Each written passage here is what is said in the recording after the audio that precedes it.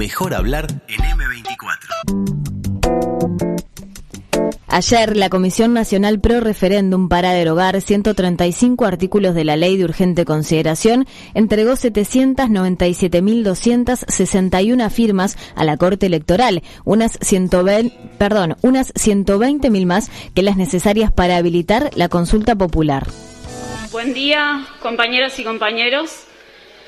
Obviamente que la emoción desborda, pero queremos decir bien fuerte y bien claro que habrá referéndum.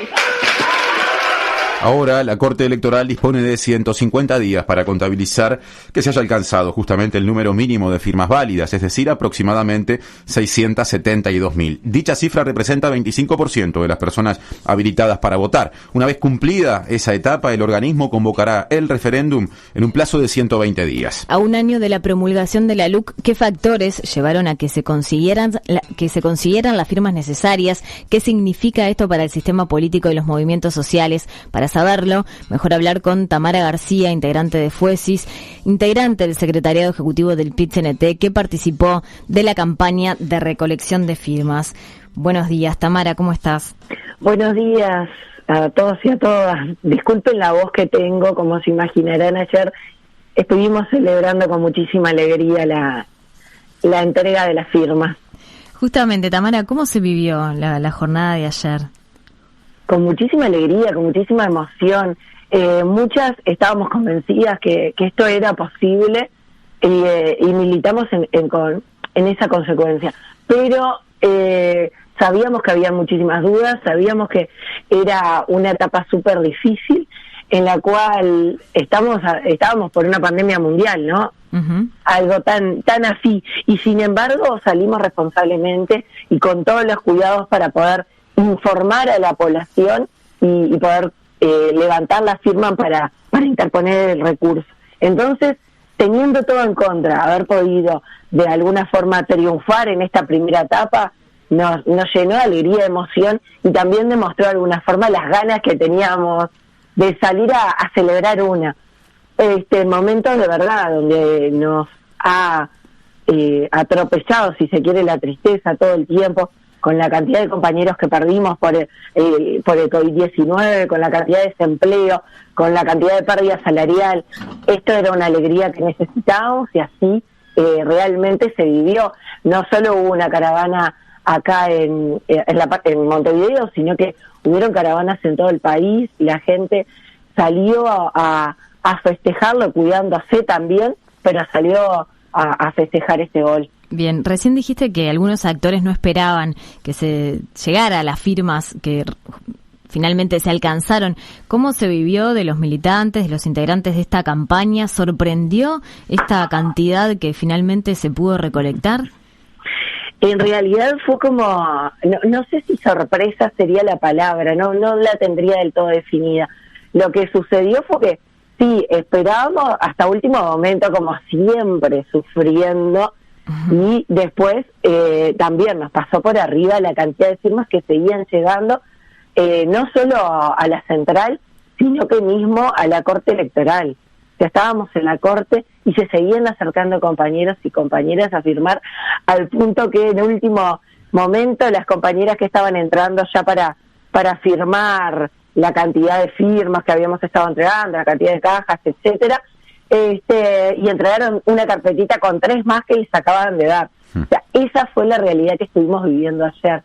Y compañeros y compañeras que ayer también se pusieron a seguir juntando firmas hasta el último minuto. Entonces, más que sorpresa, es también es parte de la alegría y demostrar ese compromiso que tienen los y las militantes de nuestro país, que no implica, acá hay una cuestión que creo que es bien importante, que no podemos dejar de mencionar. Ya los compañeros y compañeras que han venido hablando y que han dado sus mensajes lo han planteado.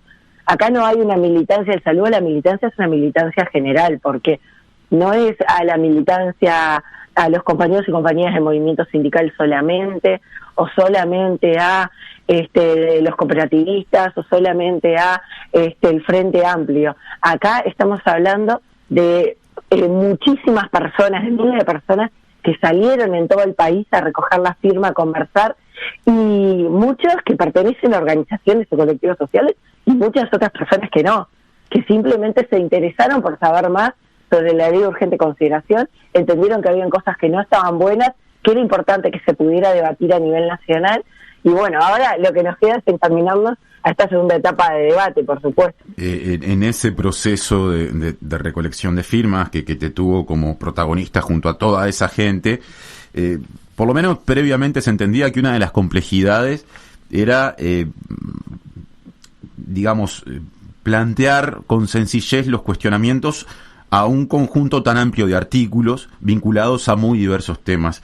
Me interesa conocer tu experiencia, cómo fue ese diálogo con la gente cuando, había que conseguir la firma y seguramente muchas veces en ese intercambio se produjeran preguntas, consultas, miradas con respecto a temas muy diversos. ¿Qué te dejó todo eso en la calle, digamos, ¿no? En el trabajo militante para obtener firma a firma? A mí lo que más me dejó fue esto de las ganas que teníamos de conversar con el otro. Muchas veces la virtualidad, obviamente que el aislamiento nos dejó bastante separados del vecino o la vecina. Entonces el hecho de poder conversar fue algo muy importante. Y ahí está esta cuestión que muchos compañeros y compañeras tuvieron que estudiar una ley tan compleja.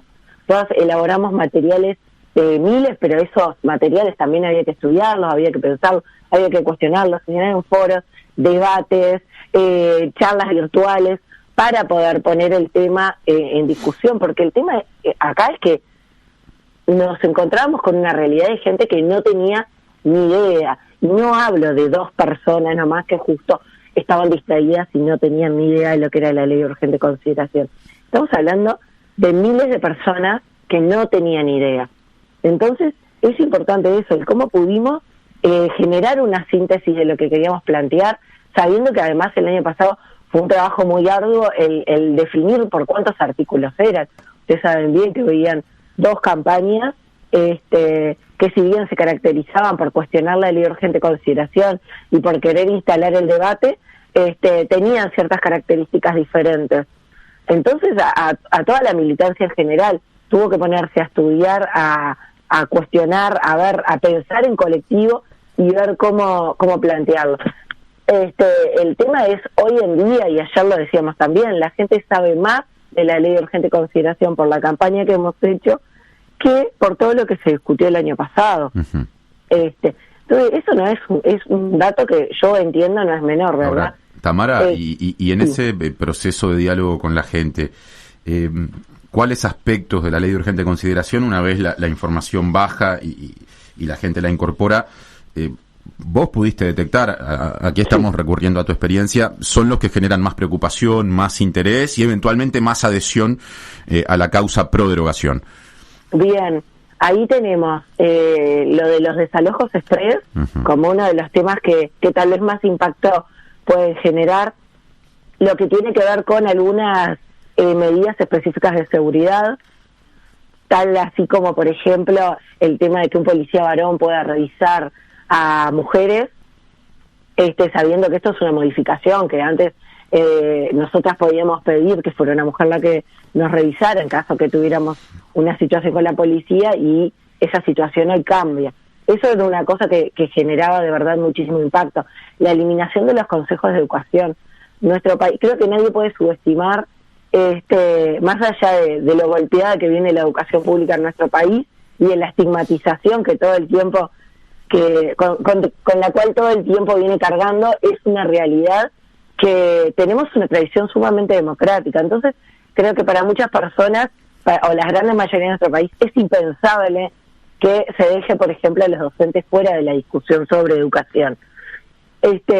Después, por ejemplo, lo que tiene que ver con la libre circulación y con esto del derecho a huelga, que para el movimiento sindical obviamente es una de las cosas más importantes, no la más importante obviamente, porque todos los 135 artículos entendíamos que eran fundamentales, pero es una de las cosas que nos golpea directamente y que también genera un rechazo por parte de la población, esta norma a sí misma, como está, estas normas, porque el tema acá tiene que ver con que Uruguay se caracteriza por tener ocupaciones que son pacíficas. No se explica entonces que se quiera legislar en ese motivo.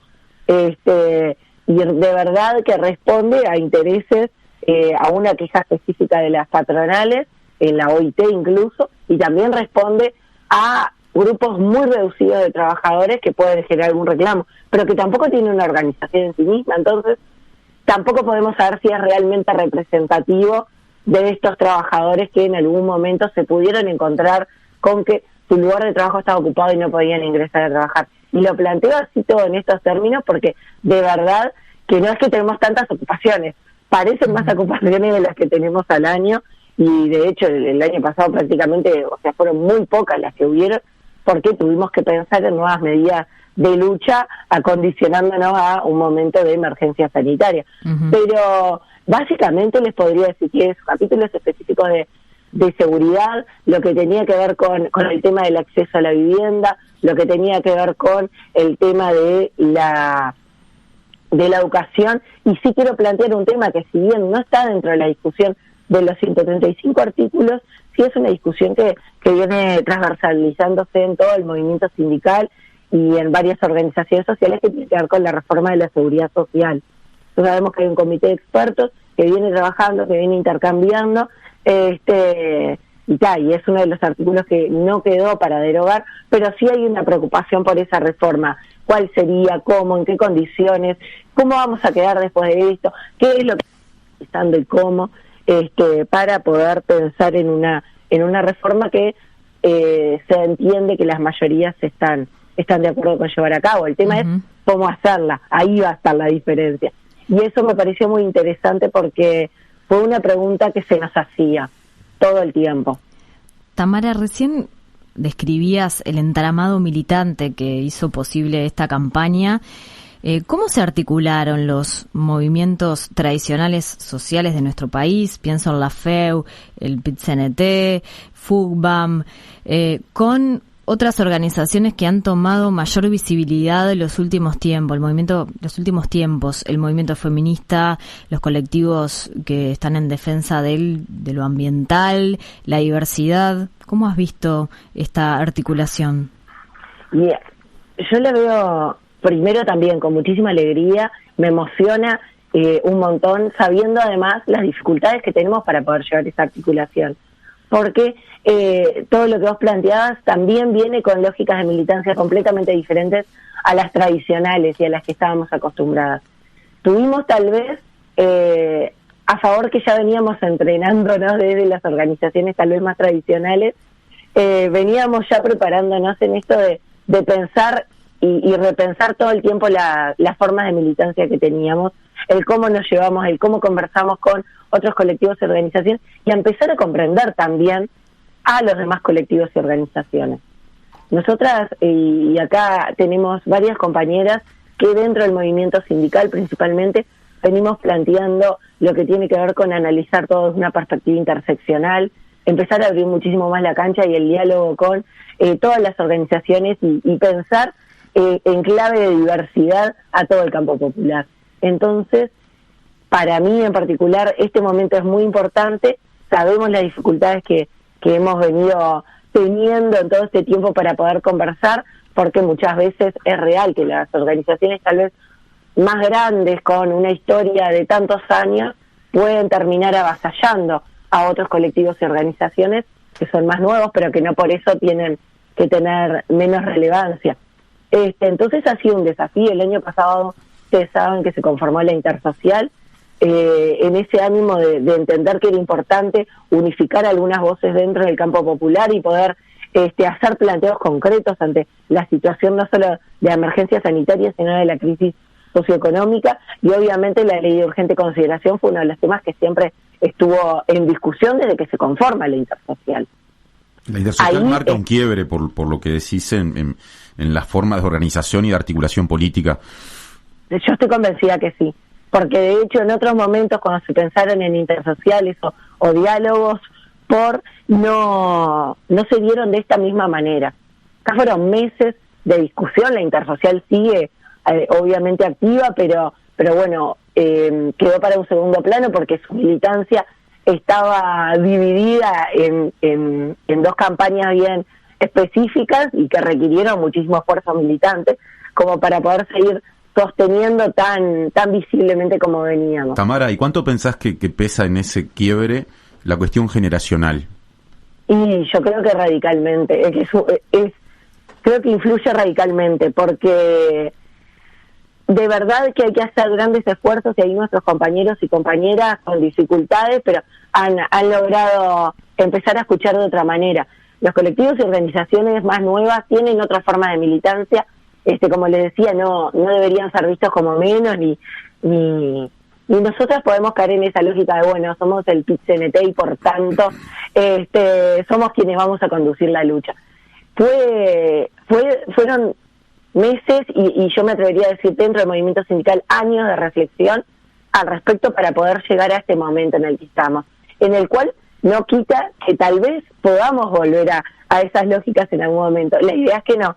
La idea es poder pensar y nutrirnos de las nuevas formas de militancia que están habiendo. Sin lugar a dudas, lo generacional tiene mucho que ver, pero a mí lo que más me interesa es, y en eso a veces hasta discrepamos con compañeros que hablan de, bueno, hay que meter un parricidio, las juventudes tienen que venir y atropellar un poco. Yo estoy convencida que el intercambio intergeneracional, valga la redundancia, tiene que ser constante, fluido y de la forma más horizontal posible. Ni yo puedo venir a hablarle a los compañeros como si no hubieran hecho nada todos estos años, ni sin valorar todos los derechos que se han conquistado gracias a la lucha de compañeros y compañeras a lo largo de la historia. Es importante que eso lo reconozcamos, y también por otra parte los compañeros y compañeras más grandes tienen que generar los espacios y poder coordinar e intercambiar todo el tiempo con quienes hoy venimos tal vez con otras lógicas. Entonces sí, lo generacional tiene mucho que ver. Tiene mucho que ver lo generacional, tiene mucho que ver el ser mujer, disidencia, el ser feminista. Hay un montón de factores que han logrado que hoy en día tengamos un diálogo muchísimo más fluido, más horizontal y por supuesto que mucho más lindo al final de cuentas. Tamara, si nos ponemos a mirar un poquito hacia adelante, ¿cómo crees que puede alterar esta campaña, el logro de haber llegado a las firmas y en pandemia, el escenario político? Ayer, por ejemplo, el senador Gandini, entrevistado en nuestro programa, decía que el referéndum se va a transformar en una campaña a favor o en contra del gobierno, más allá de estos artículos de la LUC que se quieren derogar. ¿Qué opinas al respecto? Y yo, la verdad, a mí me da un poco de pena que se siga planteando lo mismo. Me da muchísima pena en el sentido que nosotras venimos desde que empezamos con esta campaña planteando que lo que queríamos era un debate nacional sobre temas tan importantes, que entendíamos que era un tiempo sumamente limitado, el de 90 días, para poder discutir 500 artículos, y ahí está esa cuestión. Cada vez que sale un actor político del oficialismo, nos tratan, hasta desestabilizadores nos trataron, por algo que tenemos garantizado en la Constitución. Nosotros tenemos el derecho de poder interponer referéndum, de poder ir a instancias de democracia directa. Son cosas que para nosotros son fundamentales. Entonces, es muy triste de verdad que representantes nacionales vengan a plantear esa polarización en la sociedad. Es una polarización que además la vimos. Ayer Fernando en la conferencia planteaba el respeto que hemos recibido por parte de la ciudadanía. De verdad que de todas las firmas que juntamos, de todas las personas con las que hablamos, eran las menos las que venían con una postura reaccionaria de no al diálogo o directamente agredir a compañeros y compañeras.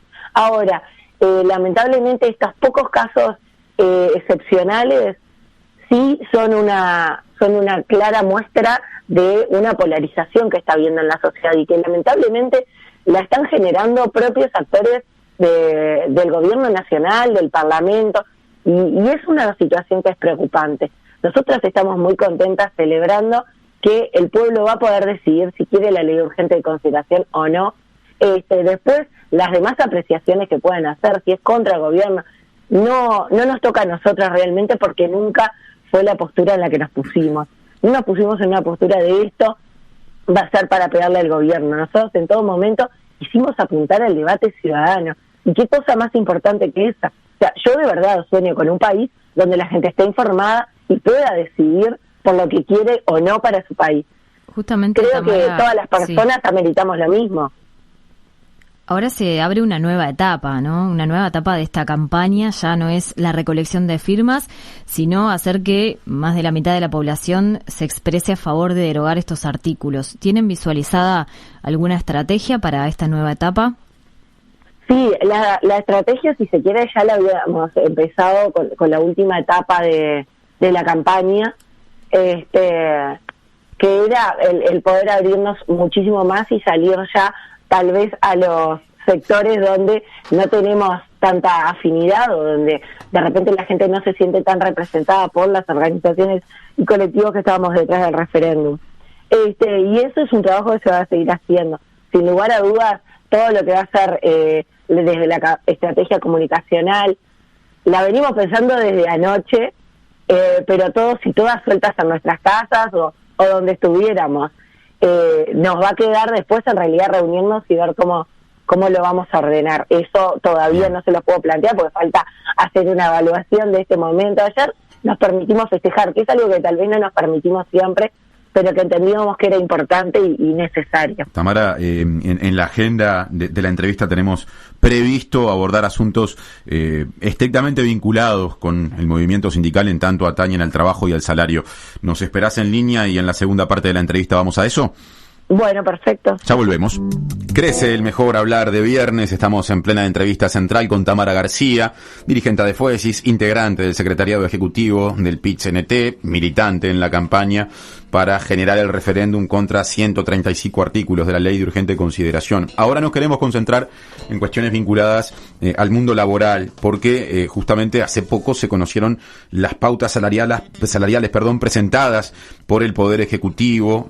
Habrá dos grupos, sectores menos afectados por la pandemia, que negociarán a 2 años y tendrán aumentos semestrales, y los más golpeados, que deberán ir a un nuevo periodo puente con un solo aumento nominal de 3% en enero de 2022. Además, dentro de los menos afectados, van a negociar por separado las microempresas de las pequeñas, medianas y grandes. Tamara, como integrante del secretariado ejecutivo del PIT-CNT, y antes de abordar más adelante temas vinculados estrictamente al comercio y a los servicios, ¿qué visión hay de esto que comunicó el Poder Ejecutivo hace 48 horas? Bueno, en realidad ahí les voy a tener que ser muy honesta, y es que no lo discutimos todavía.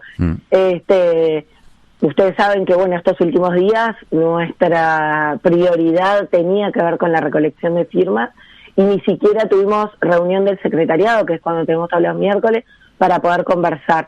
Esta reflexión tal vez del movimiento sindical, o por lo menos lo más representativo, va a ser la semana que viene, que no solo tenemos secretariado, sino que tenemos mesa representativa para discutir específicamente esto.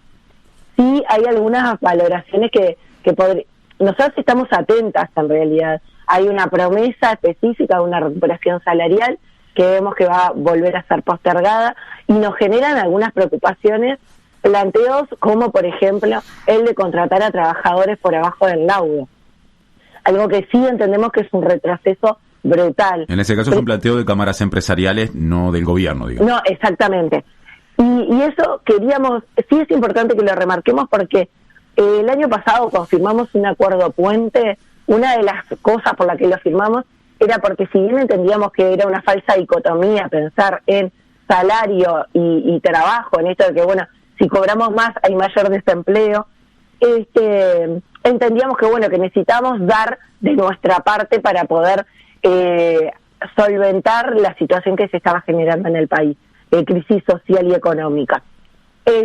Ahora, la realidad es que a un año de ese acuerdo puente, el desempleo aumentó.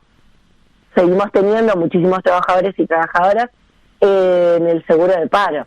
Entonces, sería muy difícil el poder pensar o estar de acuerdo con esa premisa de que, bueno, tendrían que contratar por abajo de el salario nacional, del salario mínimo nacional, o por abajo de los laudos para poder combatir el desempleo. Ahí nosotros lo que sí estamos convencidas que pensar en eso lo que hace es precarizar más a nivel laboral y seguir afectando a los sectores que ya están en mayores situaciones de vulnerabilidad. los índices de desempleo están subiendo, pero además tienen sus sesgos. Ahí no es el mismo índice de desempleo para mujeres que para varones, para jóvenes que para personas más grandes, para personas afro que para personas blancas. Entonces, es importante que nosotras podamos pensar en cómo hacer, cómo tener medidas específicas para volver a combatir el desempleo, sin que implique una precarización y una pérdida de derechos. Eso me parece importante poder remarcarlo, porque es algo que hemos visto que ha estado sonando y que sí es una reflexión que ya venimos planteando desde el movimiento sindical, desde el año anterior, cuando estuvimos discutiendo lo que tenía que ver con el convenio Puente. Pero bueno, lamentablemente eso, con las pautas específicas, es una conversación que todavía nos debemos con los y las compañeras del movimiento sindical. Es algo que se viene trabajando igualmente y estudiando en todos los sindicatos. Además, tenemos a los compañeros y compañeras públicas que vienen dando sus luchas también por el tema de la recuperación salarial y por la no pérdida de condiciones laborales. Así que es una lucha que nos va a tener a todo el movimiento sindical unido en esto, más allá que la negociación colectiva siempre, en el caso de los consejos salarios, siempre lo hemos relacionado a los sectores privados. Tenemos pensado en cómo poder llevar una lucha que sea bien transversalizada y que no deje a ninguna persona fuera. En relación a estas primeras impresiones, más allá de que nos queda claro que después se va a discutir en colectivo, recién hablabas de la recuperación salarial prometida. Ya hay una parte de los trabajadores que por lo menos en esta ronda no van a recuperar salarios, son los que pertenecen a los rubros más afectados. Luego está la otra parte de los trabajadores que sí empieza a tener estos aumentos semestrales. ¿Te parece factible con estas pautas recuperar la totalidad del salario al final del periodo de este gobierno, como se comprometieron las autoridades? Y lo veo muy poco probable, en realidad. Lo veo muy poco probable porque no hay un control de precios, las cosas de la canasta básica, los servicios siguen en aumento. De hecho, mientras siga vigente la ley de urgente consideración, es probable que nos veamos con varias subas más del combustible, y uno pensará, bueno, yo ando en bici, no, esto no me debería afectar, pero la realidad es que eso se traspola a toda la realidad del país, y aumentan los alimentos, aumentan los servicios, aumenta todo. Y además de eso, las pautas no vendrían en una recuperación abrupta, que sería la que necesitaban para la pérdida salarial que hemos tenido. Nosotros sabemos y somos conscientes de la realidad que está pasando en nuestro país, y hemos sido tan conscientes que hemos dado incluso propuestas bien específicas que no han sido tomadas por parte del gobierno. Nosotras vamos a ir por los sectores en mayor situación de precarización y vulnerabilidad, y vamos a ver cómo los atendemos. Pero realmente con estas pautas salariales y en realidad con lo poco que se plantea por parte del gobierno en cuanto a atención específica a los sectores que están en peores circunstancias, va a ser muy difícil que recuperemos salarios. Tamara. Y ahí tengo que hablar también de los compañeros públicos, que también cada vez ven más lejana la posibilidad de una recuperación salarial. Yendo de lo general a lo particular y pasando por un área de actividad que te involucra directamente, estás vinculada a FUESIS, que es la federación que nuclea los sindicatos del comercio y los servicios. Estas pautas en particular, ¿cómo impactan en esos rubros de actividad que involucran a mucha gente y en los que seguramente haya algunas situaciones de mucho deterioro producto de la crisis? Sí, tenemos sectores sumamente golpeados. Tenemos los sectores, lo que son los free shop, por ejemplo, gimnasios, las compañeras de tienda que hace más de un año que vienen cobrando la mitad del salario porque están en el seguro rotativo. O sea, tenemos situaciones de los más diversas. También tenemos otros sectores donde tal vez no tuvimos demasiadas pérdidas en condiciones laborales, o tal vez pudimos adaptarnos mediante el teletrabajo y poder seguir sosteniendo los ingresos. Pero no es la realidad generalizada. Y también hay otra situación. Tenemos compañeras, por ejemplo, del sector limpieza, que todavía no pudieron cobrar la licencia generada en el 2019, o sea, para gozar el 2020, ni la generada en el 2020 ¿Eso es en empresas para cobrar de limpieza, ahora. ¿Empresas de limpieza privadas? ¿Cómo, perdón? ¿Eso es en empresas de limpieza privadas? Sí, exactamente. Las compañeras venían incluso trabajándolo a nivel de consejo de salario, porque no se podían poner de acuerdo en cómo los sindicatos, el sindicato, las compañeras planteaban esto de, bueno, la primera mitad del año podés liquidar lo generado en el 2019 y la segunda mitad del año liquidás lo generado en el 2020, para que eso no se siga adeudando. Tamara, ¿es en una empresa en particular o es una problemática de todo el sector? Se ha dado en varias empresas en general. Uh-huh. Y además de esto, tenemos situaciones de empresas que no tuvieron a sus trabajadores en el seguro de paro y sin embargo también utilizaron esto. Que están las denuncias hechas y todo, por supuesto, pero realmente lo que nos encontramos es con situaciones de precarización constante y que en realidad, lamentablemente, no voy a generalizar, pero lamentablemente lo que sucede es que se termina, algunos terminan abusando también de la situación que tiene nuestro país y de la enorme empatía que el movimiento sindical viene tratando de generar ante esta situación. Los abusos lamentablemente se dan y obviamente que nosotros lo discutimos en los espacios que corresponden y todo, pero la situación de la Federación del Comercio y los Servicios, en particular la Federación de Trabajadores, sí, es muy diversa y compleja. Ya te digo, tenemos sectores que no han tenido grandes pérdidas y hay otros que sí. Los gimnasios es uno de los ejemplos, igual que los free shop, de los mayores ejemplos, donde también los compañeros hace un año vienen cobrando por abajo. Compañeras de tiendas, como les decía, que no tuvieron ni siquiera el 3% de aumento en enero. Entonces, estamos viendo una pérdida salarial que es brutal. Y tendríamos que ver cómo poder recuperarlo. Ahora, así como están las pautas, nuevamente, no solo no hay una perspectiva de recuperación, sino que ni siquiera seguiríamos perdiendo salario. Claro, en algunos casos en particular. Tamara García, dirigente de Fuesis, integrante del secretariado ejecutivo del PIT-CNT, militante en la campaña pro derogación de 135 artículos de la LUC. Gracias por estos minutos para Mejor Hablar. Muchísimas gracias a ustedes por la invitación, siempre a las órdenes y un abrazo grande para todos y todas. 97.9 FM Montevideo, 102.5 FM Maldonado. Escucha distinto.